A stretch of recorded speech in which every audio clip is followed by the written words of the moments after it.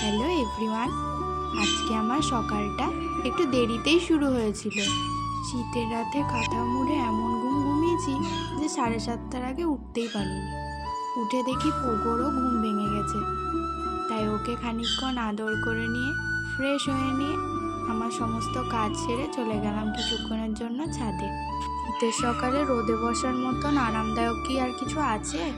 এই শাড়িটা আমার ছোট ঠাম্মা কাল রাতে দিয়ে গেছে। শাড়িখানা পেয়ে কিন্তু আমার ভারী মজা হয়েছে, তাই নাচন কোদন করছিলাম। সেই সময় বোন এসে খানিক মুখ বেঁকিয়ে দিল। ওর রাগ হয়েছে যে ওকে কেউ কিছু দেয়নি। এরপর চটপট রেডি হয়ে চলে গেলাম কলেজ। আসছিল কলেজের দিন। তোমরা বা যেন ভূত ভেবো না, রোদে আমি এইভাবেই বেরোই। অবশ্য তার কারণও আছে। একেতে রাস্তায় যা ধুলো, তার উপর আমার এই পিম্পলের দাগে যদি রোদ আরও পড়ে, তাহলে তো আর দেখতে হবে না গালটাকে। দুটো ক্লাস করে দিব্যি আবার চলে এলাম বাড়িতে। বাড়ি এসে চান ধান করে চললাম ছাদে কাপড় মেলতে। ও মা, গিয়ে দেখি বাবা আজ বসে পড়েছে ছাদ পরিষ্কার করতে। আমিও খানিকক্ষণ ঘোরাফেরা করে নিলাম। দুপুর তো কেটে গেল। সন্ধে হতেই মা চলে এলো কাজ থেকে। ওই দেখো পোগোর কীর্তিখানা দেখো।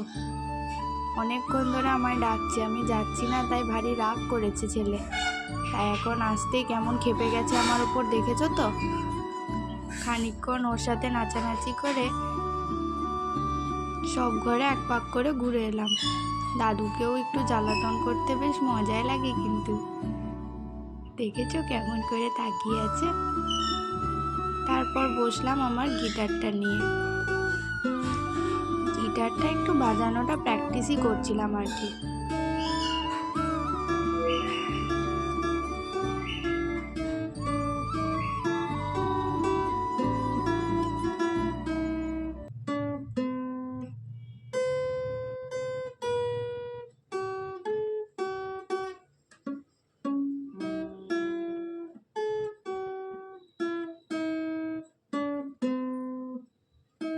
তারপর মাকে বেশ খানিকক্ষণ ধরে জ্বালালাম। এই অত্যাচারগুলো করতে কিন্তু আমার খুব মজা লাগে।